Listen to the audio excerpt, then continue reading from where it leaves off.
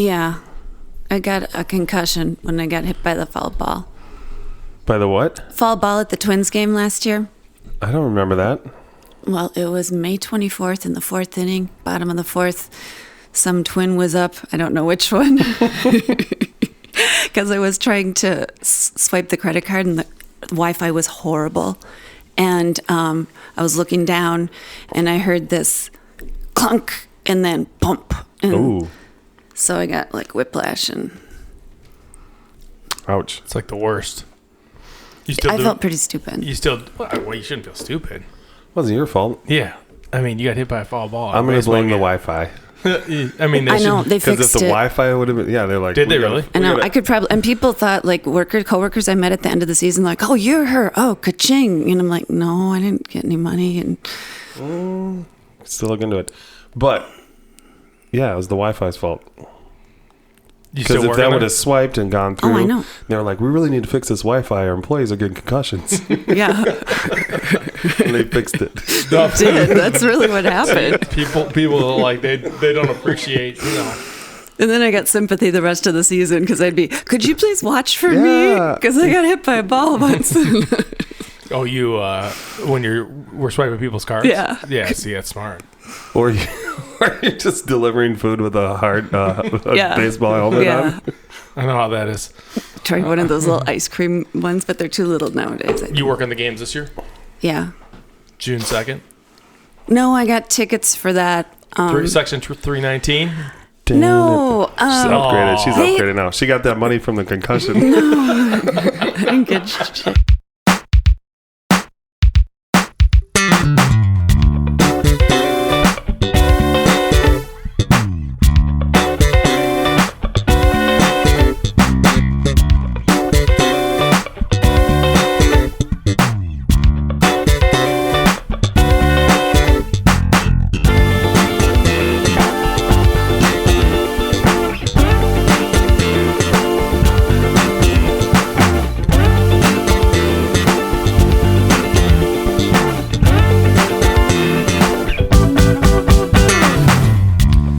This is Purple Highs. I'm Mark Bondi here with my co-host DJ Dudley D. and we are chronicling the days of wild. Yeah. Dudley, how you doing?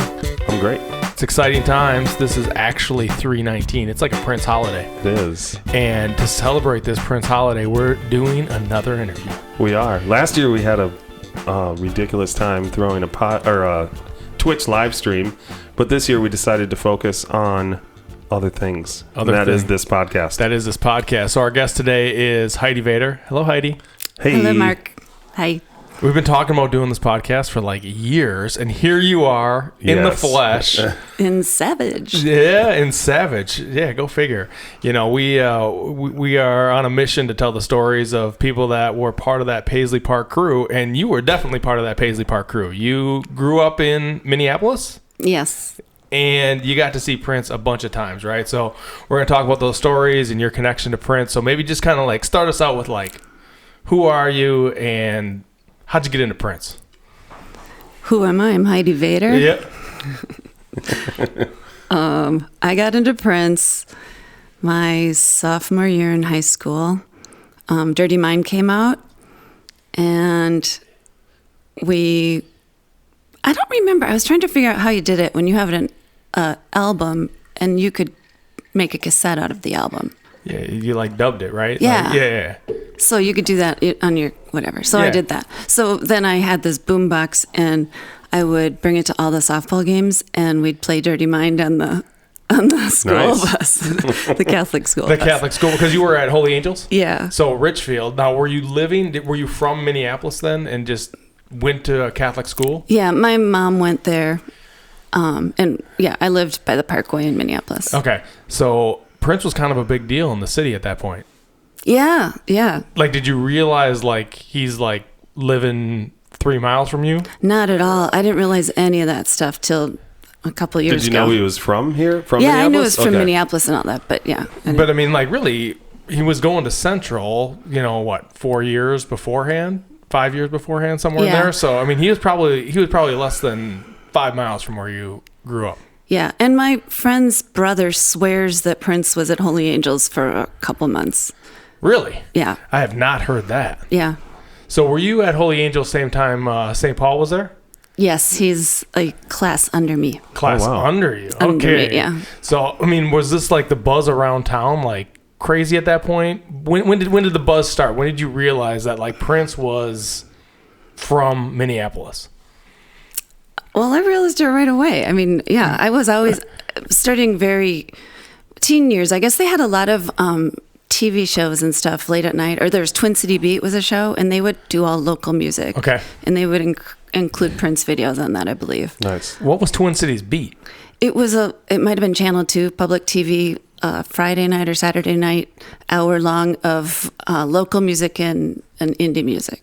I'd never heard of Twin Cities Beat. Did you know about Twin Cities Beat? I feel it sounds familiar, but I don't think I ever watched it. Or maybe, I don't know, maybe I caught it every once in a while. Well, this was 1980 or 81, so it's early on. Yeah. So I mean, I only had so many channels back then, and my parents watched PBS, so I probably were watching. Yeah, maybe a bit before my time.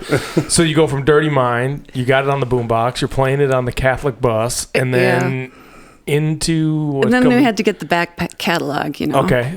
So you go backwards. Well, there's not... I mean, getting the back... There was only two. That's what I was going to say. Yeah. So then you go and get the back catalog. So that would have been Prince and For You.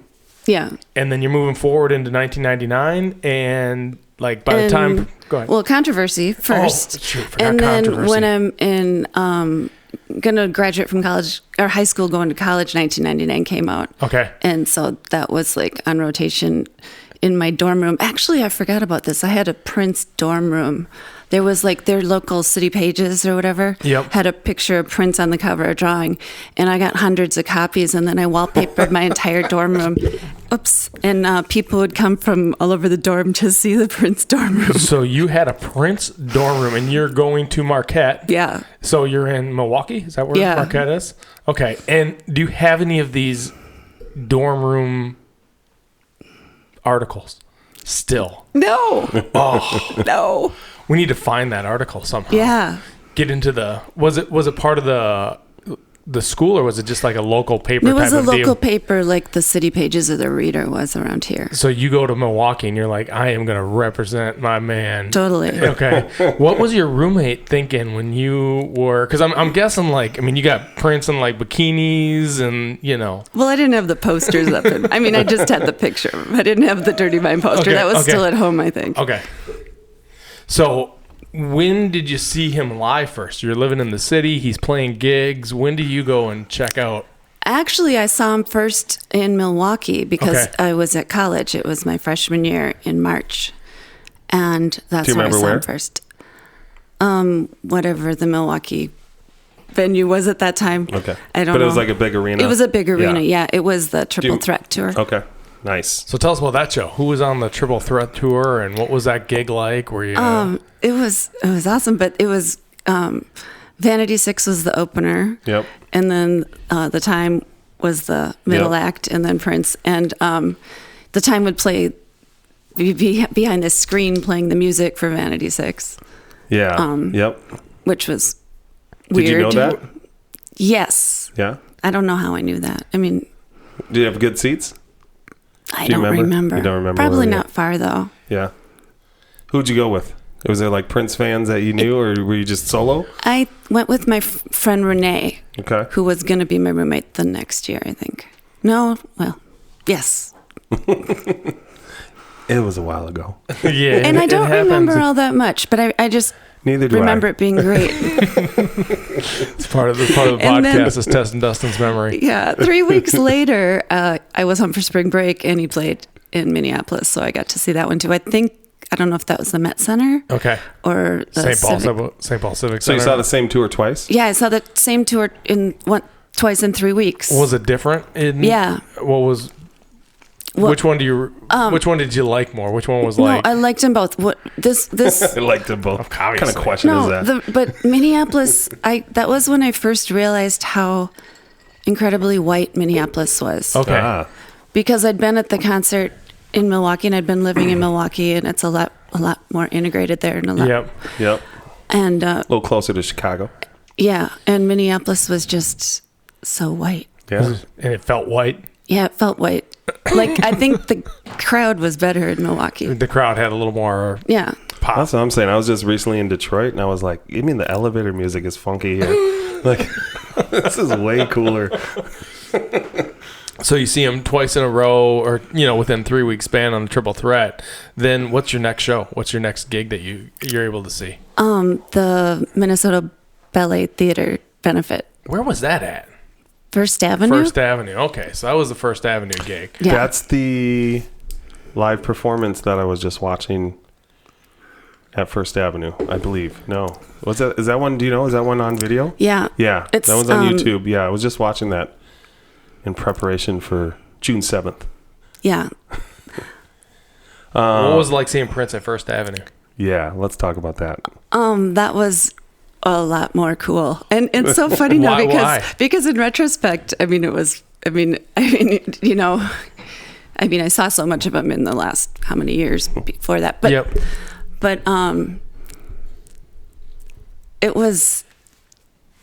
he was just so beautiful. I remember that. Yeah. Where were you standing? I was on the ramp. Yep. I was on the ramp. It's a good spot. That is a good spot. Was it all configured the same? Like, was First Avenue? Because I watched the movie, right? And I'm always like, dude, is this the same? And it seems the same. Yeah. Well, in the last, I don't know how many years they did. There used to be a bar on the right side of the stage that was down. Yep. Yeah. That was so weird. I don't know how more people didn't trip and they raised that back up. They raised it up and put a bar there. And then where the back bar is now, there used to be, that was where merch was. Okay. But otherwise it was pretty much the same. Bathrooms same the floor. Same floor. Most of the same roof, but I guess they because it fell down at whenever that was. Yeah. So he was beautiful. Were you like, you must have been closer than you were for the Met Center. Was it like people jammed in there type thing, or was it more like an exclusive, hard to get a ticket? No, it's sold out, I believe, and including the guest list. Right. It was a lot of my friends didn't want to go because it was a benefit. So the ticket was $25, I believe, and they didn't want to spend that money. Because what was a normal ticket cost? For him, maybe. I got to see him for $3 a couple of years later there. Yeah. Oh, at First Avenue? Yeah. Okay. So how many times did you see him at First Avenue? Just 2. Okay. But it's a high percentage. Yeah, that's 20% of the gigs that he played. Yeah. It was so hot. That was the thing. It was like 84 degrees and the air conditioning wasn't working. Yeah. So was there an opener in that show, or was it just Prince? I think they had some of the kids dance, if I remember right. From the ballet. Yeah. Okay. Yeah. Nice. What else strikes you about those shows at First Avenue that were like memorable? Well, that one was seeing Wendy for the first time. I'd never seen her before, and we're like, who's that? Oh, okay. But that show, people always ask me, did you know it was history, and was it incredible? And I'm like, it was all right. It was so hot, nobody knew the songs. Right. And then the one I saw 3 years later was so much more memorable to me. Was that the 86 show then? Yeah, the parade show. The parade show? That's a cool show. Yeah. And he comes out and he's like Prince at that point, right? Mm-hmm. He'd kind of... And he's got the gold around his hip, and I was like, I'm close enough to see it. Where were your seats for that one? It was standing. So where were you standing for that one? On the floor. Okay. Yeah. That one was crazy because I was at school at the U at a night class, and my boyfriend found out about the show, and he's trying to call me at the U. Well, this is way before cell phones. Yeah, there's no cell phones. So he's trying to call and he is calling the University of Minnesota, trying to get through to me. 40,000 students. Do you remember what class you were in? I think poli-sci, I think. Oh. Is there any way you can connect me to the poli-sci room? So I get home, and they're like, Heidi, you're supposed to go to First Avenue. Prince is going to play. And I was like, okay. And so people knew that you were a big Prince fan, right? Yeah. Yeah. So, okay. Yeah. Anything Prince, people knew Prince and Springsteen. People knew music. I always had music. I was really into local music too. So I was always Who else were you listening to? Yeah, like before Prince, what were your interests? Springsteen was my first like I've seen him as many times or as Prince, though I don't get invited to Bruce's house. Not yet. Wait till this podcast blows up.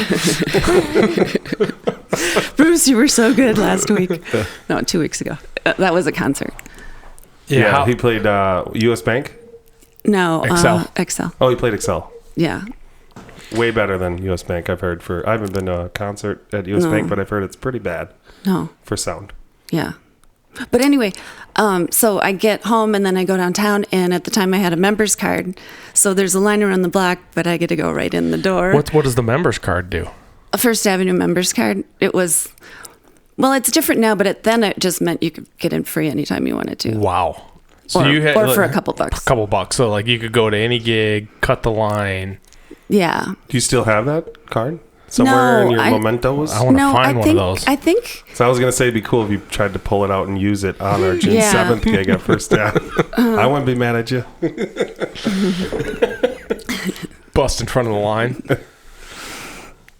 So do you pay for the member's card? Like you pay like an annual fee of something? And most people do. Yeah. But I was friends with the GM, so he gave it to me. So who was the GM at the time? Steve McClellan. Okay.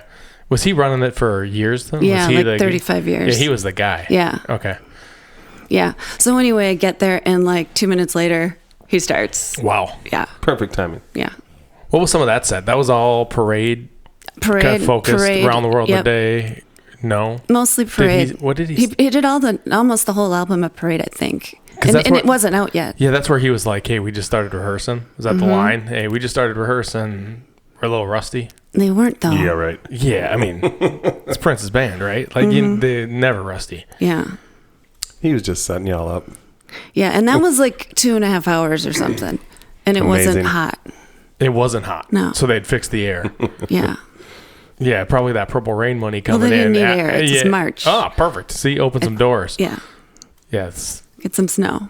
So interesting. So, because was that his last? I mean, not his last gig. Did you see him again there in 2007?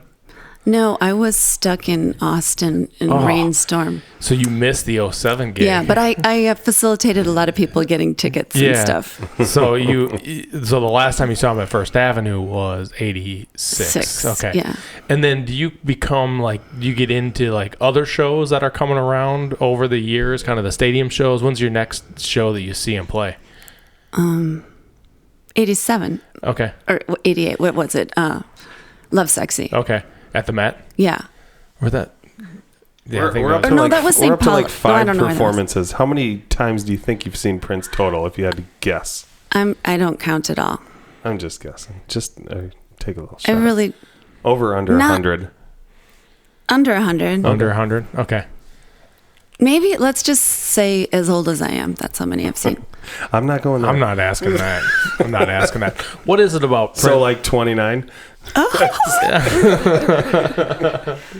Nice one, Dustin. Anyways. Nice one, Dustin. So what is it about Prince's music that kind of drew you in then, and is it the same today? It's different but then it was the danceability. I love dancing. Yes. And then the funk, and then the naughtiness. Yeah. When you're testing things when you're Boundaries 16 or edgy. Yeah. Yeah. And how did your parents feel about Prince?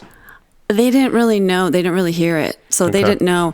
But I remember being in college and a kid was listening to 1999 on headphones, and it was All the Critics, and I'm just like, he was like 12 or 11, and I'm like, oh man, that's too young. You know? So I've always felt a little weird about that. Yeah. Did you ever have to? I mean, was there like friends of yours that thought Prince was weird, or you know what I mean? Did looked upon you? Defend him? Yeah, or just like, what are you listening to that stuff for? It seems to be a kind of a common theme a little bit on this podcast, where people, either parents weren't approving, or they're hiding it from your friends that you were into Prince. Did you ever have to do that at all? No, I've been proud. Loud and proud. Just wear it. I got my Prince flag. I'm on it. Music gives you that energy and confidence, and it makes you think like you can do anything. So yep. So yeah, I didn't. if you didn't want to go. I'd tell you though, until the very end, I'd be like, go to Paisley Park, Right. And if you didn't, that's your problem. And then I had people now tell me, I went to that, the first concert because you told me to. I'm like, oh, cool. Wow. Yeah, people come back around that. You hooked them up. I went up and down. Well, I went down Santa Monica Boulevard on a bus trying to tell everybody that the tickets at the Forum for Prince's concert were going to be $25. I'm like, go. Which is just ridiculous from a price perspective. So you saw him in LA too. Yeah. What other cities? So you got Milwaukee, you got LA, you got Minneapolis, St. Paul, Chicago. Bloomington. What Chicago shows? The House of Blues. Oh. Dustin was there. Yeah. I was right. Did I see you? I don't know. We might not have known each other then. I don't know. I don't remember. It was a blur. I was like, whoa, here I am. I was in Germany. Yeah, and that's a good excuse. I mean, I missed a lot of shows because I was in Hawaii, so I'm like... Seriously, Germany. That's okay. Yeah, I was disappointed. So then you how does it progress then? Like you keep going? Keep going. You just keep going to every show as possible? Yeah, but then he didn't tour. Yeah. Were you doing the Glam Slam bit? Okay, the Glam Slam opened while I was having children. Okay. And I had 2 kids in 18 months. So there's like a 3-4 year kind of gap in most of my music stuff. It's kind of like parenting. Yeah. Damn it. Yeah. Yeah. So that was a win. I went a couple times. Okay. Right. Did you ever see him perform at Glam Slam? I saw him once. Okay. Do you remember what it was? No. Well, it was NPG stuff. I don't remember what it was. Yeah. And then remember what did they call it? The outdoor thing. Mill City. Mill City. Yeah. That was a good gig too. Yeah. That was a perfect. It was so dark you couldn't see him at all. Yeah, that was a sea of people. There were no in lights. Downtown Minneapolis. It was so dark. Yeah, it was packed too. I mean, just like. And I remember seeing KG go into and KG and Prince waving at each other. That was fun. I miss KG. KG was there? I didn't see that. Yeah. Kevin Garnett, for those that are, not part of the Minneapolis scene. So when was the first time that you went to Paisley Park? After the rave shows. Okay. But we went and waited for a couple hours. And then sounds about right. My friend had a couple-month-old baby, and so she had to go home. So I drove her home, and then I came back. Nice. And then I was lost for about 2 hours. Just in Chanhassen? And Minnetonka. And before I had no map. There was no Google Maps or nothing. I know all about it. And then I got home. I got home at 5 or 5:30, and my husband's like, "Oh, it must have been great." And I was like, "No, I was driving around." Wait, you didn't even make it? No. Oh my gosh. So that was a bust. Tell us about the first time in Paisley. Then you never made it. You never made it to Paisley in the mid-90s. No, not until late 90s. Okay. And it was when he was still having dance parties. Okay. But so it was a dance party and it was after bars and so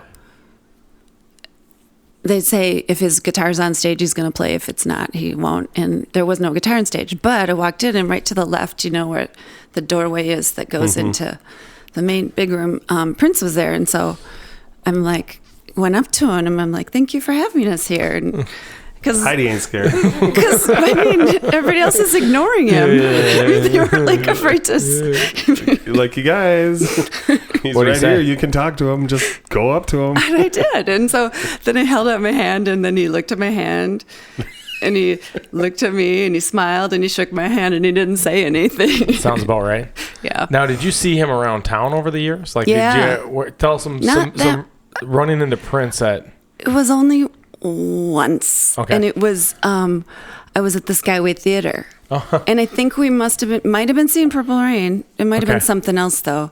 And we walk out, and as we come out, we see Prince walking past the door. And so we start walking behind him a little bit, and then he just flew and just disappeared. He was sounds about. And it was that same gate. Yep. smooth. Yeah, Skyway's still kind of there. Yeah, it's a music venue now. He went and saw Janelle Monáe there. Yeah. Oh, you were at that show too, weren't you? Yeah. That was and a fun there's one. a picture of me and him at there. What do you mean a picture of you and him? Like he was in the VIP, and then I was like right next to him? it, outside of the curtain, dancing. Yeah, I thought that was a cool. When he came in, I mean, because he was like right amongst the people too. I mean, it was a VIP, maybe, kind of. They like, it just wasn't had like, a curtain around a few seats. Yeah, but it wasn't like. I don't know if they have VIP there. No, they might have just built something for him. Yeah. And he came in, and it was like, all right, this show is about to be on. That was a good show. Yeah, I missed that show. I was bummed. Yeah. Because he also saw. I love Janelle. Yeah, he saw her at. What's the one? The Varsity Theater. Yeah. I wasn't at that one either. Were you at the Varsity show? No. Because she played the Varsity like on her first tour by herself, and he was at that show as well. I only knew about Prince because Janelle, because I saw her for the Prince, when they did a special show for him. I can't remember what it was called. And the women sang, and it was Janelle Monáe and... Oh, yeah, what was that? I can't remember. And the one who spoke about him at his induction to the Alicia Keys. Nice. And like 5 women. Yep. And the stand-up bass one who opened for him. Esperanza Spalding. Yep. And then an older woman who's great, but I can't remember. Just Google it. If so you're that's listening, how I just found. Google it. Yeah, it's a really good video. Yeah, you can watch it. Because the video of all of them playing and him watching, and and Shelby sitting with him. So let's go back to your first Paisley Park experience. You walked in and you're like, "What's up, Prince?" Yeah. Thanked him for having you. And then what happened after that? I mean, then we danced for a while, and then we went home. That's a great way to start the story. Yeah, no, that was it. Like he was there, and what did he smell like? Like Prince. Yeah. I don't. it's like Prince. It's undescribable. Like elephants and flowers. Oh, yeah, seriously. So then that was just a dance party? Yeah. So then how... And you might have been DJing. Who knows? I hope so, because then it was popping.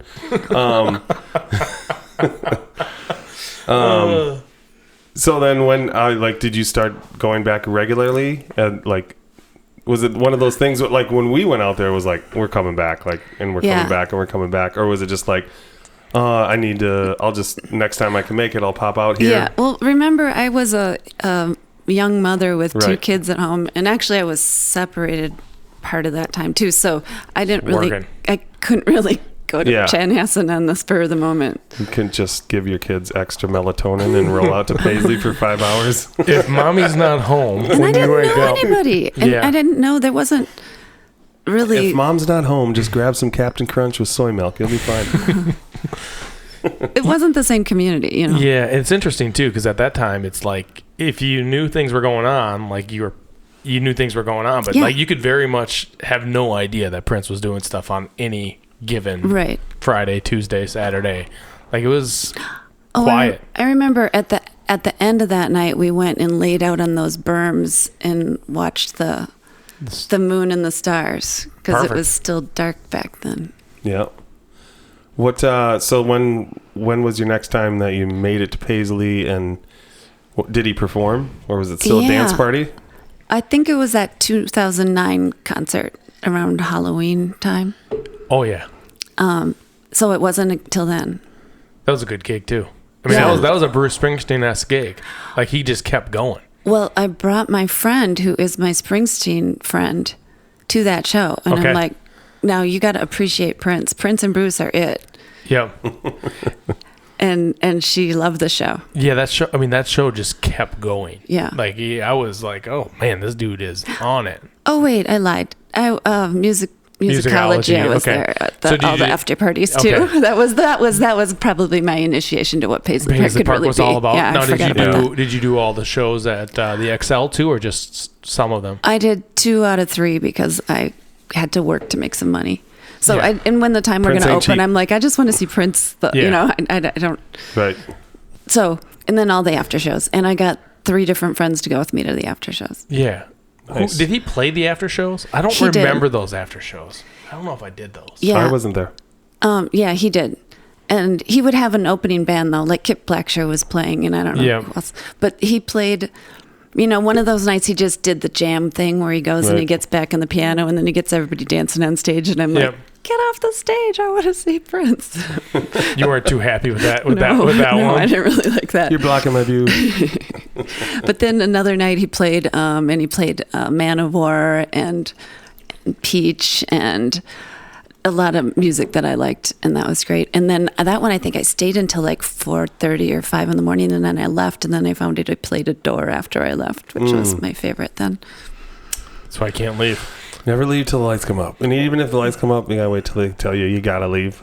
Mm-hmm. So from a Paisley perspective, because then you keep going as he kind of opens the door back up when Third Eye Girl comes around. Because that's when I remember you from. It's like kind of that whole...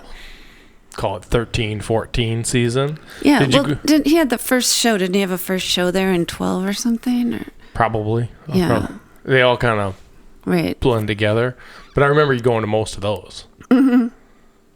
Kids are grown. Yeah. Grown enough, right? Grown. My kids are older than I am, actually. I'm 29. My kids are 29 and 31. Perfect. You followed Prince for a long time. You've been, in the scene in various ways. What's your favorite kind of Prince kind of mode? What's the Prince stuff that resonates the most with you? You talked a little bit about, I really liked that. Is that Peach? What music? Yeah, what music resonates the most? Well, I just kept liking it and liking it and liking it. Every new thing he did, kind of like he liked. Yeah. Yep. So, like the year after he died, what's the album that came out? The year after he died? No, before he died. What's the one that came Artificial out? Age? Artificial Age. Yep. I lose thought sometime. Artificial Age got me through that whole year. So that is just in my soul now. And I think, Sign of the Times was my favorite album for many, many years. Yeah. But then I listened to Parade and I love that. And spoken like a true Prince and fan. Musicology. I mean, come on. Well, that's the great thing about Prince. It's like you can go and be like, this is my favorite album, and then 2 years later you're pull something else up and dive into that more deep than you have before, and next thing you know that becomes your favorite album now. Yeah. I can say my least favorite is Rainbow Children if I Well, I think there's a lot of people in that boat that, that was just kind of a curveball when it came out a little bit. I don't know. I enjoyed it. I like the jazz funk fusion. I liked it more later. Yeah. Did you guys go to that Rainbow Children stuff? Yeah. Yeah, I was on tour with him for the the One Night Alone tour. So that was a lot of that material where he would come out and just, if you came to get your Purple Rain on, you're in the wrong spot. Mm-hmm. Are you a leader or a follower? Yeah, so that was super fun. Him opening up with Xenophobia, I believe was the song he opened up with, and he would come out and be on drums first, so it would be super dark, and then the drums would be going, and then all of a sudden the light would come up, and it would be he would be the one on drums, and the crowd would just lose their minds. But yeah, it was cool, and it was cool too because it was, Prince doing his independent, low budget, smaller arena type things. A lot of those shows were 4, 5, 6, 7,000 people. Yeah, wasn't that supposed to be at the Orpheum, and then he moved it to Paisley Park? Was that One Night Alone, or was that a different one? I don't know. I think it was. And because I screwed up, because I got tickets for the Orpheum, and then when they moved it to Paisley Park, I was one of those people who didn't. Yeah, really? I can't. He's not going to play till 2 a.m. or whatever. And maybe it was true, maybe it wasn't. But at that point, I'm like, my kids were still little too, so. Yeah, and the Paisley Park stuff would just go till forever. I know. Then you had to function the next day. Mm-hmm. Well, some of us did. I just slept. Actually, no. I was working at Golden Leaf Tobacco Shop in Collins Square. I'd get home at 5:36 in the morning, and then be to work at 9. It was horrible. Ouch. Yeah. We were young. We could bounce back like that. Exactly. So tell us about some of these Third Eye Girl shows at Paisley Park. What were those like? What was that crew like? I mean, because it kind of there was a group of people that were well, you committed. Were there. Yeah, I was there. I didn't really make too many of them. No, you're busy working. So, tell me. talk about the music or the...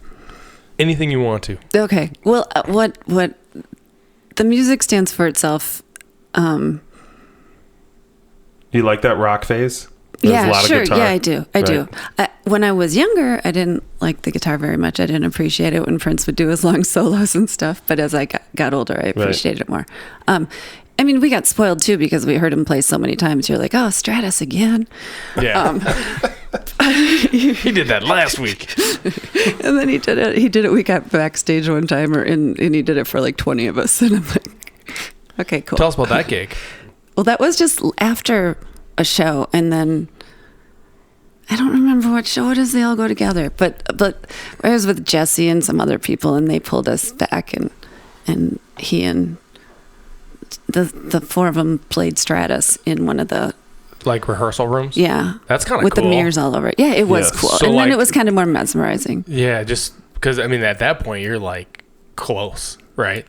Does he know who you are at that point? Like, is he like, hey, this is the lady that introduced herself 20 years ago? Or is... Yeah, he called me Heidi. Okay. No. I looked you up. No, actually, there was this event that happened. So I rode my bike out there because I used to do AIDS rides, so I was training. And I picked up a burger from Culver's, and I went and the gates were open, so I sat underneath the pine tree to eat my burger. You rode your bike from Minneapolis to Paisley Park? Yeah. That's like what?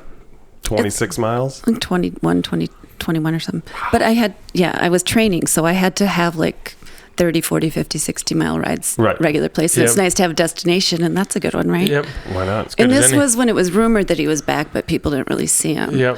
And so I was having my burger, and then... Oh, so you were just... sorry, I thought you were riding out there to go to a party. You were just riding out there just to do some training. She's training for the AIDS ride. Yeah, I'm training. Gotcha, okay. And I did ride out there once. Culver's. Yeah. So, I get it now. So I'm eating there, and then this SUV comes in, and then this woman goes to the door, and then this guy with this blue flowing caftan outfit opens the door for her, and it's Prince. And... And they hug and they carry some boxes, and then they come back out, and she says something and then points at me, and he says something to her. And he's like, that's just Heidi. She's cool. No, he didn't know me then. He might have remembered me. She's burger.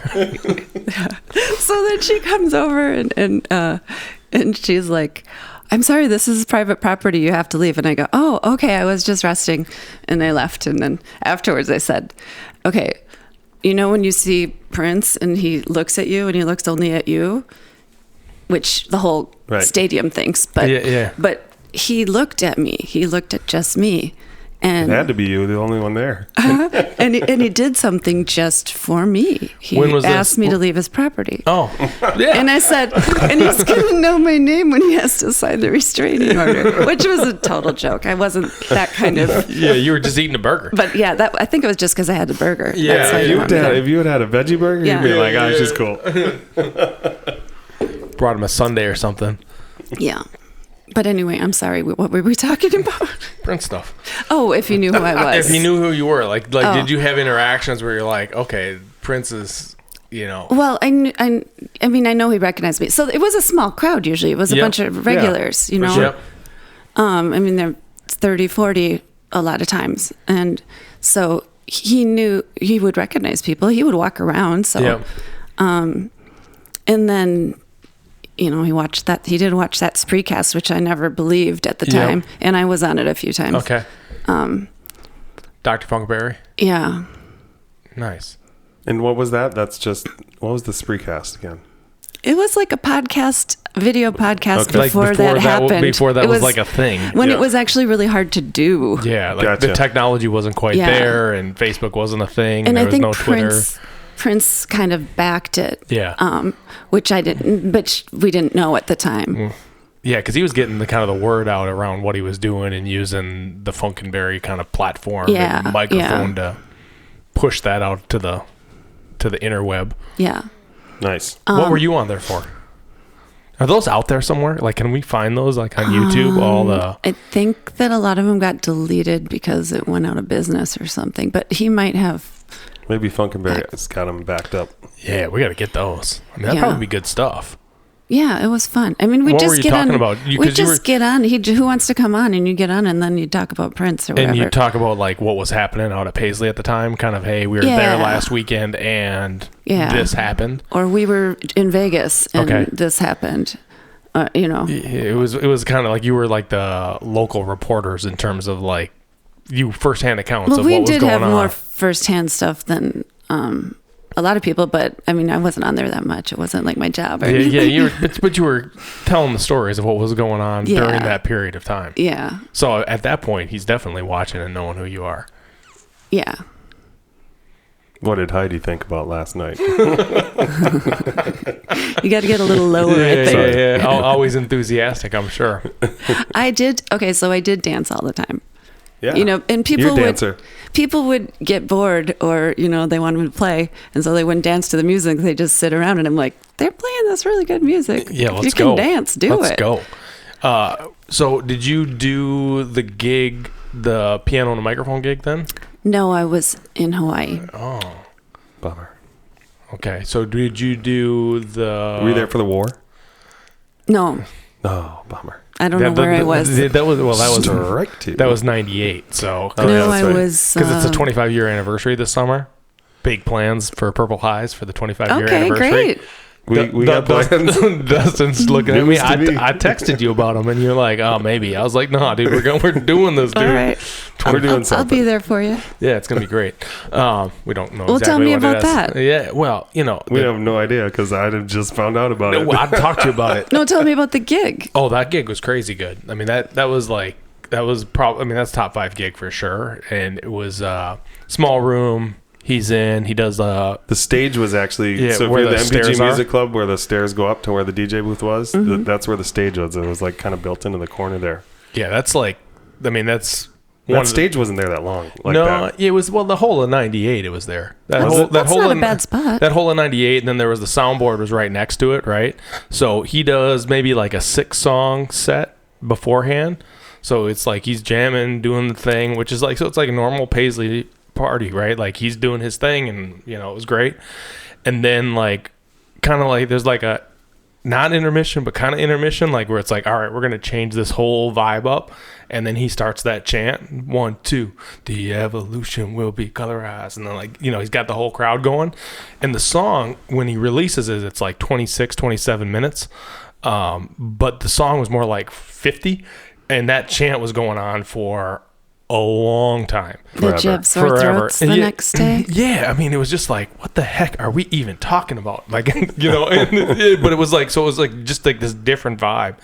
And the word on the street is like somebody had to go back to his house to pick up the lyrics, so he didn't want to start until he had the lyrics. So he's like, he started, and he's like, oh shoot, I ain't got my lyrics. Someone go get my lyrics. And then, so we're just like all like in this deal. And then, he does the gig and like the whole sound, and like Saturday morning awaits you. And I'm like, oh dude, this dude is preaching.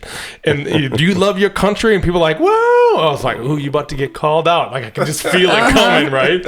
He's like, Saturday morning awaits, you best leave now. And I mean, it was really good.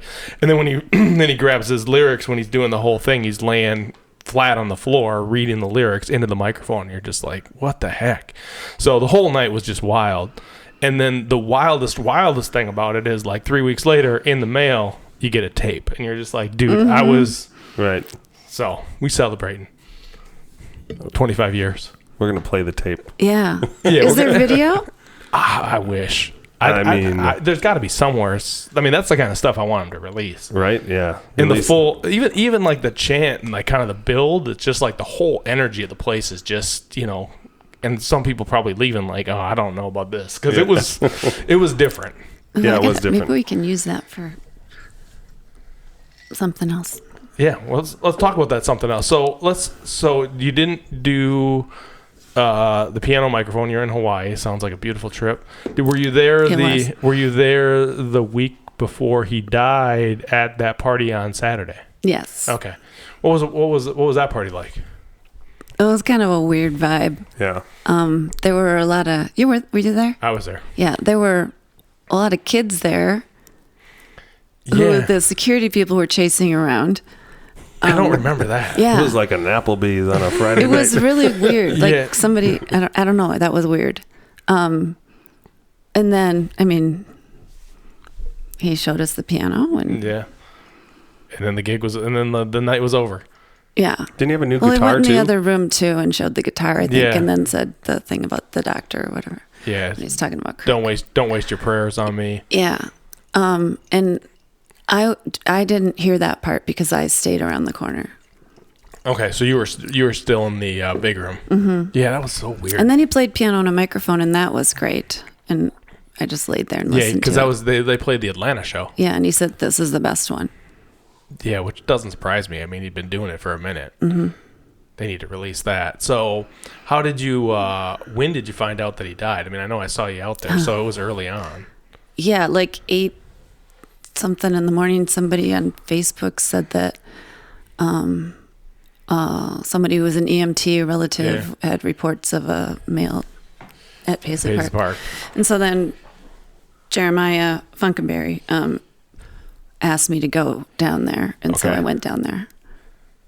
So what time were you down there by? Early? I mean, I remember seeing you when I got there. Yeah. And I was there early. Yeah, like, I mean, I don't know, 11. 9, 10, the latest. Not even. And I woke up early that day, which is weird because I don't usually wake up that early. Was there other people there when you got there? There were like a few fans people. and stuff? A few. Yeah. Yeah, it kind of builds as the day goes on. Yeah. But yeah, I was there when the first lady put flowers on the fence, and I'm like, oh no. Wow. Yeah. And yeah. It was a long day. Yeah, it was a long day. But I couldn't leave. Yeah, so did you stay out there all day? Yeah, I left at like 5:30 or 6. My husband's like, come home, you have to eat. And yeah. Did you go downtown that night or? Yeah. Okay. First Ave? Yeah. Did you go in? Did you get in? Or were you just outside? No, I went in. Nice. It wasn't though. Well, yeah. It was like, it seemed like too much of a party, and people were, it was too close for me. It wasn't. I thought I needed to be there, but I shouldn't have been there.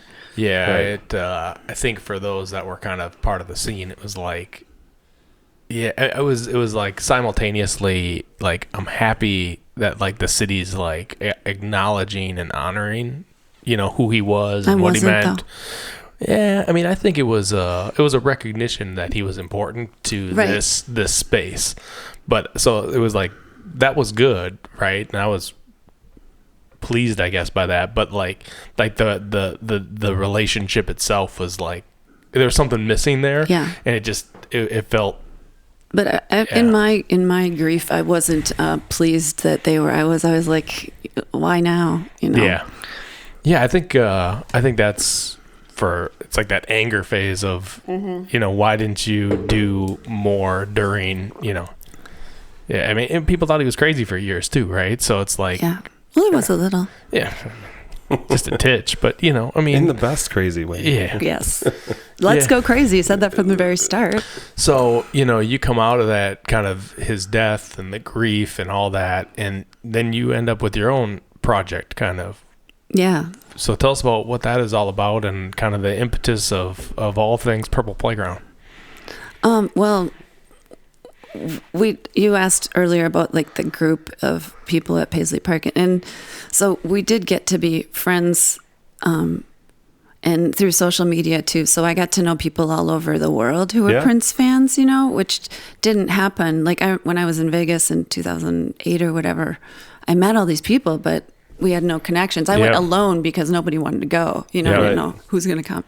So you make connections with people, and then after he dies, you start to become more friends because you have time to learn about each other too, rather than just dancing to Prince together. Yeah. Right. Find the next gig. And Prince there wasn't, no more there. Yep. And I wanted to still find a way to celebrate him. Yeah. And for people to come together. So I'm like, I'll start a nonprofit, and we'll have parties and stuff, and then we'll raise money for kids' music education because we knew Prince. It's amazing. Like that. So that was my goal. Yep. When did you start it? Was it 16 then? Right the year he died, or did it take you a little while to kind of come up with No. 16, we talked, what can we do? Nobody's doing anything. We're losing all this positivity. Had a backyard barbecue, talked more about it. And then... when you say we, is there like kind of a core group? Or, yeah, there was you're obviously spearheading the whole thing, but... It was like 12 friends who were regular Prince that from all over the country. Yep. So it wasn't that many people. But we just talked about and Willie didn't come to that one. No. I don't remember. Willie Adams. We'll talk about him in a minute. Yeah. So I started the nonprofit, and then we had a party at the mural in Chanhassen, and that was great. So that was I remember that September party. after. So September 18 was our first party. Okay. No, 17. 17. Okay. So 17, you're doing a party, raising money. Did you know kind of what the plan was from the program perspective at that point, or were you just figuring it out? Yeah, we were just gonna raise money for kids' music education, and then some people who were on the board with me wanted to do different things that I didn't want to do, and it wasn't my vision. And then they ended up leaving, and then Willie came with the idea of having our own. A Prince program, music education program, which we were going to call Prince Academy. So that starts in 18? Yeah. Okay. Yeah. So how did you and Willie connect? So Willie Adams from the Bay Area. Yeah. Now we were Minneapolis. Both, friends on social media, but I'd never met him. But for a long time, I used to have birthday parties for Prince in my backyard with like 20 people. Right. And so... Why wouldn't you? So, yeah, it was just... I don't care if he doesn't celebrate. We do. Yeah. And so Willie kept messaging me on Facebook that he wanted to DJ one of my parties. And I'm like, I don't have any money for a DJ. And who is this guy? It's just a backyard party. And then he ended up coming to that backyard barbecue in 2017, and he DJ'd. Nice. Prince music, right? Yeah. Yeah. Just making sure. So he came up with the idea for Prince Academy, and then within 8 months, we had our first class. Nice. Yeah. So that's 18. How many have you done? 18, 19, 20, 21, 22. We're about to do our sixth. 6 classes. I mean, that's amazing. So how many kids are in each class? And tell us, what do they do in terms of And it's a week long? It's 2 weeks now. And then I'm waiting on a grant, but if we get the grant, we're going to do 2 other weeks of based on teaching kids beats. Ooh, that just sounds cool. Yeah. So tell us, what is a week or two? I know it's kind of evolved over the years. 2 weeks. But what's the 2 week period? What do they do? Who are they? How old are they? How do you find them? Where do they meet? How do you find them? Somebody wants to get involved. It's like 12 questions right there. So just grip it and rip it. Well, they can be from anywhere, but they have to be able to come to Minneapolis. But if somebody wants to travel in for 2 weeks to Minneapolis and do this thing, we'll find a place for them to stay with another student. When COVID happened in 2020, we went online, and then we had international kids. That's so cool. Yeah, and then that's how we found some of our out-of-state kids who keep coming. Do kids come back more than once? Yes. Okay. Our original idea, was to track them through the years. Right. Yeah. And try to get some of them come back, but almost all of them come back. Wow. So just a lot come back. That so we have kids who've been there for 5 years. Having a good time, Yeah. And some of the kids have, started college and are pursuing musical degrees. Yeah. That's just music amazing. business and stuff. Yeah. So then they're going to become rock stars and have millions of dollars and just and get then it all this program's going to blow up. Yeah. That's why you got to have patience while you do this. We tell them it's really easy. You will be a star. Yeah. So what are they doing? So that you gather them. How many kids in a class typically? 12 to 22. And how old are they? Teenagers. Okay. Yeah, we started out that we were going to do 13, 14, and then we expanded it, and then we just said teenagers. And it's really interesting because a 19-year-old can work with a 14-year-old. I mean, they're collaborating, and they bring different outlooks on life, and Yeah, there hasn't been a problem at all. So that's cool. So we start every day. Perhaps someone like you will come be a guest speaker, which you have done in the past. I have done. You did that, right? I've done it. I've done it. I got an assignment this year too, man. Assignment? Wow. Yeah, Lily and I talk, man. I got an assignment, so I'm pretty jazzed about it. Oh, so he gave you an assignment for this year? Oh yeah. Okay, good. We all work, and he gave it to me in March. Oh, that's great. So, what did you speak about the first one you did? The first year I did, I was talking about Whoop, which is like a process around, I can't even remember it right now, but around obstacles and goal setting. And I taught the wild sign, of course. That was like day one. Mm-hmm. I'm kind of a zealot for the wild sign. So I was like, y'all going to gather here and do some Prince music stuff. If I ever say put the wild sign up, it's got to come up. Yeah. Otherwise, we're stopping this whole thing. The best part about it is the only thing you need to know. I'd check pictures later in the week, and they'd all be rocking the wild sign. I'd be like, my job is done. Maybe you should just come in every year just for a quick 15-minute wild sign tutorial. Yeah. I'll tell you what, I got an assignment, but I got another assignment, which is just kind of a mission in life, and the wild sign will be, part of my curriculum this year. Really didn't ask me to do that again, but I just can't help myself. So part of the day is with guest speakers. Right. So who else? I mean, you got me, but like you got some heavy hitters out there too. Well, you're the only one that we really clearly.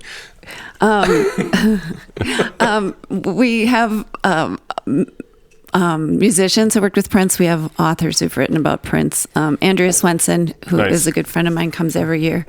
John Bream has come every year. Journalist for the Star Tribune. Yeah, he saw Prince's first show and last show. I mean, he did every interview forever. Yeah, John's been doing stuff forever. Yeah, and John is also a Bruce fan like I am. Nice. So we've bonded over Bruce and Prince over the years. And then you got musicians too. So who are some of the musicians? Bob Easy, he was in the Revolution. Yeah, I've heard of him. Mm-hmm. And then Matt Fink came too. He was also in the Revolution. And Jelly Bean Johnson. Oh. He was in The Time and The Family. Nice. And he's a really good guitar player, and he plays guitar on almost every song we've ever recorded. Really? Mm-hmm. I did not realize that. No? I didn't. I'm sure I he's saw got like it at 100 guitars. That's all he plays his guitar, yeah, really. I knew he plays, but I didn't realize he was the guy. Mark knows he plays guitar. Yeah, I knew that. I didn't realize he played on all the tracks that you guys did. Yeah. That's awesome. That's really cool. Yeah, you got to listen. So Mark plays guitar. So the first year, we didn't know... We're not doing this as a tryout. You got to be a really good musician or singer to get in. Yep. We do it for kids who are interested in music and creating and writing. And so the first year, they were all singers and no musicians. Mm-hmm. So we had these musicians coming, and then I asked them, "Could you play with us?" Yeah. And help us out here. So we actually, on the first year, we have Bobby Z, Matt Fink, and Jelly Bean Johnson playing together. Like that's so never cool. happened, on a recording. Yep. And then Paul Peterson has come multiple times too. Holy Angels represent. Yeah. And some others, but the key ones right now are in 2020 when we went online. I asked Adrian Crutchfield if he could be our engineer because I'd seen him do a thing like that on Facebook. Yep.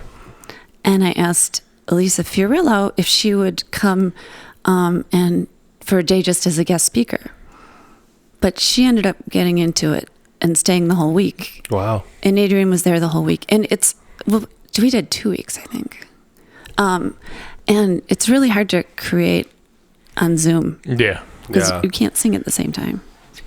Yeah, it's a little flat. A little different. The lag. Yeah. So you have to have the person in England playing what's recorded, taking it out of Slack. We put stuff in Slack. Yep. And then they have to sing along to that, otherwise it won't work. Record it and then send it back, back and forth. So we were using like voice memos, and this was all new. Yeah, figuring it out. Yeah. It's impressive that you did it.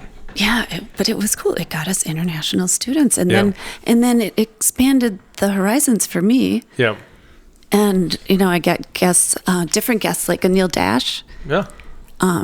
Who I don't know if everybody knows who he is. I'm familiar. Comedian? No, he's a business guy. Tech guy. Tech business guy. Yeah, he's got a whole blog around all things and Prince. Yeah, and he was one of the regulars at Paisley Park back in the 90s. And really? Yeah. We need a Neil on this podcast. Yeah, he might. Yeah, we should. He's reach got out. like 5 million followers, and I messaged him on Twitter, and he said yes. Oh, we hitting him up. Well, you might have to go through me. No. All right, you hook us up. Be like, hey, Neil, listen to this. He talked about Prince and technology to the kids, because did he come? Oh, and he did it via Zoom. On Zoom, yeah, makes sense. Yeah, and then we had Morris Hayes and Shelby and Liv and Marcus and. That's awesome. Yeah, that's fantastic. But so then after that, we asked Willie and and Willie does the whole curriculum, and Willie's the director of education. I put it all together, right? And I get all the speakers and I make it all work and the students. But so we asked them if they wanted to join the board, which meant come back for every summer and help teach, and they did. Nice. Yeah. So did you went online in 2020? Did you come back in person in 21 and 22? Yeah, there was that sweet spot of a couple weeks, and yeah. So if somebody is listening and either they're a kid and they're interested, or maybe they're an adult and they have a kid who is interested, is it like an application process, or how do you get involved? Purpleplayground.org. Okay. And then click on apply to Academy of Prince Hot Summer 2023. Hot Summer. I like it. What does the application entail? Do you got to It's not hard. Okay. Do they got to write an essay or give a video of Well, the first year we did a video, and then we haven't after that. Okay. But it was pretty cool. Just to see the what videos people at the first. Yeah. Yeah. I cried. Some of them were so. Why? Give us why? What were they so? It was the pure voice of a teenager singing a song that was moving. Yeah. Oh, you had them sing. Yeah. Not just be sing hey, or this play is the who piano. I am. Yeah. No. Are you surprised by the talent that you've seen come through the doors in terms of the youth? I'm impressed. Okay. I'm not that surprised, but I'm more impressed by the kids that don't appear to be dynamos or whatever, and how they develop in those 2 weeks. It's life-changing for these kids. Yeah. What do you think it is about it? Do you think it's kind of that Prince essence that's kind of getting infused in there? What do you think it is about Prince that helps to change people? The whole welcome everybody thing, like he was at Paisley Park, and that's how we are. And they are just accepted for who they are, and we don't try to make them who they aren't. And come as you are. And they find a lot of Prince fans, I don't know if you think you are, but are a little bit different. Yeah. And so we find each other, and it's like we find our tribe, and people who understand us and even if we just understand each other through the music, you're still sharing something. Yeah. It's like that whole Strays of the World kind of, we're gathering all these people of their unique particulars and coming together. Yeah. And the kids who they're like, there's nobody in my school who would do this with me, and they become friends. Nice. Yeah, I think that's what's cool about Prince too, right? He brings different people to different walks together, and it's like, all right, we can vibe on this. Let's go, right? Mm-hmm. I think that's what's fun about it, right? And I think, in modernity, we miss that sometimes, right? People want to put us into these boxes, right? And I think Prince was all about breaking those boxes down. Yeah. Y'all take checks? Yeah. Yeah, because you have to fund this, right? So you're out there raising money. You talked about grants before. I know you do some level of fundraising. So if people are so moved and want to continue kind of this legacy and teach youth about Prince and his music and give them an experience like this, who do they need to write a check to? I'm guessing you take Venmo too, but how do they get you some money? We Purple Playground. Purple Playground. And you're on all the socials as well, right? And on there's got to be a donate button. Yeah, there's a donate button on the top right. Purpleplayground.org. And there's a lot of Prince kind of philanthropy stuff out there. God bless them all. But I mean, this is a real worthwhile cause, and we're seeing real tangible results in the life of, the youth that are involved in it. I mean, I think it's a great way if you're looking to, donate money to something Prince-wise, like. Yeah. Thank you. Write that check. And it's Willie's life work. I mean, there's some real passion here, right? Yeah, and we're bringing in like grade A talent, right? And this stuff doesn't just happen for free. Like you guys got to get spaces, and you got to, there's all kinds of costs and expenses to pull this stuff together. Do you guys also pay for the people to get to Minneapolis, or is that like you got to get here? They got to get here. Yeah. Yeah, they got a free school for 2 weeks, Yeah. and some. Yeah, there's no fee for the students to come in and do this. We ask if they can try to do a fundraising goal. Yeah. Gotcha. Which people have done. Like one girl sold eggs. Oh. They're chicken eggs and lemonade. And she in town here? Because like eggs are getting expensive. I'll buy some of that. Yeah, she's in Egan, I think. That's pretty close. I'll take some eggs. I need like 3 dozen. Yeah. And we're having a skate party in June. Skate party. Let's talk about that. Yeah, because we've been to the skate party. Did you DJ at the skate party? Yeah. I did. Was it last year? Was it last year or the year before? 21. At the Burnsville you did 20. skate. Yeah, you did 21. We did it. You did remember. it 2 years ago. I think Willie did it last year. Gotcha. Oh, it was fun. Yeah. Tell us about the skate party. Well, Prince liked to roller skate. Yeah, I heard he had And light don't up skates. Don't Every time I go, I say a little prayer, and then I get on. When I get on there, There's just only hopeful. been one broken wrist that I know. Okay. That was years ago. Yeah. Though. But I usually bring my wrist guards and offer them to people. Yeah. And most people don't even skate. Yep. It's just a fun party. I used to go back to the roller garden back in the day, and I used to rollerblade, but I have not been on roller skates for a long time. And I went, and I was on roller skates, and I bit it, and my daughter thought it was the funniest thing she had ever seen. Oh, that's and I was good. like, my arm hurts. This isn't funny. Yeah, bring your kids. Come on out, and then You don't have to skate too. You don't have to skate. It's a You can total just show family up. thing. You Yeah, can just and- show up and and- support. So and I you're bring my rollerblades. So you're June Yeah. June 9th, 11th. Sunday. Sunday. We always do it on a Sunday, in 4 to Burnsville. 6. Yeah, Skateville. Okay. Skateville, Burnsville, right off of Highway 13. So bring your kids, family friendly for sure. Yeah. And then you have raffles. Yeah, we'll have raffles we're going to have Prince Twins sweatshirts. Oh, Twins. Yes. Yeah, we got June 2nd, which is the week before. So if you're coming 'Cause in, a lot of people aren't going to get those. Yeah, I think this is, if there's like must do events, I think the skate party is like a must do Well, your event. Sunday's planned. Yeah. You go to the skate party, and then you go grab some food, and then you go to Bunkers. Yeah. Why? Yeah. It's perfect. Or you can have pizza at the skate party, too. Yeah. True that. They got all the junk food. The pizza, I Do actually. they have those really long Twizzlers? I Yeah, remember they have. skating with those back in the day around my neck. It was like, they're like 3 feet long Twizzlers. So you was Roller Gardens your place to skate? Yeah, that's where I went. Yeah, me too. Well, actually, we came out here, too. But we had our first couple skate parties at Roller Garden, then they closed. And then that week, too, they'll do the Purple Genealogy parties doing Yeah, fundraising. and Willie is going to DJ, and Nice. Michael Boom. Holtz are going to DJ, and Purple Genealogy is going to raise money to donate to us, part of it. Which, so go to that It's party. very Like generous. if you're coming into town, make that one, and then That's the 6th. the and 6th. Then you're the 7th. Then we got the 7th. You're the 7th at First Avenue. This So, is 2023. So if 2023. you're listening in the future, you Yeah. got to double check the dates on 2024. And just write a check to Purple Playground. Because, this is something Or PayPal. or PayPal or whatever. Let's be honest, people don't really carry around checkbooks anymore. So Yeah, it's more just like go it's a more way of saying purpleplayground.org, it. hit the donate button, and empty all of your bank accounts into it. They'd make it a monthly donation. Make it a monthly donation. Yeah. Oh, you can do that? No, we do have we have monthly donors that have been donating from the very start.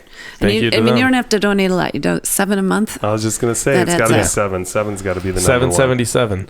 Yeah, make that part of your. I still can't get away from the princely pricing. So Yeah. our skate party is $19.99, which is I think cheaper than anything That's a steal. for a Prince. Yeah, it's a fans. steal. So, Purple Playground, we talked about that. We talked about the experience. What else, kind of in your Prince world, Prince experience, what else kind of did Prince do for your life and make you who you are? Tell us one last thing in terms of kind of the Prince realm and how Prince influenced Heidi Vader. Well, ultimately, I never would have done Purple Playground without Prince, right? And it is, I'm able to use my passion to something I really care about And I mean, a lot of people can't do that. So, and in his name. Yeah. Yeah. I mean, I think it's amazing, and I think it is. I mean, Prince lived a passionate life, right? I mean, it's in his music. It's kind of who he was. And it's like carrying forth and the legacy of his fan base that are doing some stuff. Yeah. I mean, ultimately we're trying to carry on his legacy and his memory. And then the happy byproduct of that is these kids who really learn a lot and gain confidence and make friends. And yeah, I think it's amazing. I think people are going to also probably learn a little bit more about it by listening to what we just talked about. And I don't really know probably my favorite thing that's come out of Prince passing is the Purple Playground. His legacy being carried on to these kids, and then also them just knowing, being involved with, these musicians that worked so closely with Prince. Like, I can't even imagine that experience. If I would have been a 12-year-old or 15, 16-year-old going through that. It's unreal. Thank you. Yeah. Yeah, it's amazing. And, I mean, I think that stuff just starts to ripple, right? And who knows where it'll go, right? You never know. You never know. I got to give you some of our music. What's that? You need some of our music. We'll put some up as we promote our this new thing. music. Yeah. Oh, yeah. I don't know if I've heard the new stuff. I know I played some of their stuff at the Target Center, didn't I? Yeah, you did. Yes, during the... And we did the live stream. We played some of their stuff. Yeah. Because we had a Purple Playground hour during our 24-hour stream. Yeah, I remember that. Yeah, yeah. And I think you sent me a video or something. We might have played it. Yeah, we had a promotional video, and then we had the news last year. I forgot one key musical guest was Pavielle French, who's come many years. And then this year she was doing a residency with the American Composers Forum. And so they gave us money to have her come and help teach and write a song with the kids. And they came up with a really cool song. Well, we'll get that one out there too. You put them on YouTube? Liberation. Bandcamp. All right. I have an idea. And we have a YouTube channel too. So if you could do this multiple times a year, if you end up doing it, could it be like the end of it is a concert when all these people are in town in June? Oh, like the kids performing a few songs or something? I don't know. Oh, you mean in early June? Yeah, I'm just during celebration. Obviously not this year. I'm saying 2-3 years down the road or something like that. Right, yeah, and that's no. Because they're still in school until middle June, right, so we don't have it till late June or late July and August. Gotcha. Yeah, but we are probably, you know how Paisley Park's having kids sing out there? Yep. Our kids were actually the first ones who did it. Yeah, I remember that too. And so, and then Willie also works at High School for Recording out, so he's brought kids out there. But we are going to see if we can have it work that between the first and second week, we go to Paisley Park and our kids perform on that Monday. So that'd be awesome. If I haven't talked to anybody there yet, but we're hoping for that will be the first week in August, the first Monday in August. If they're like Prince. There's a call. Well, we appreciate you coming out today. It's good to finally have you on the podcast. Super fun. Yeah. Super good work. Appreciate you. Appreciate you. PurplePlayground.org. Make sure you check it out. And give some money. Yes. Thanks, Mark. Okay, Mark, that's I'm just saying, you can't shill for it. I can be like, hey, where you going? Have no shame. The phones are ringing. What? All right. Well, we appreciate y'all hanging out with us today, listening to this. Appreciate you, Heidi. I think we're ready to roll. This is Purple Highs. I'm Mark Bondi with my co-host, DJ Dudley D. Peace and be wild.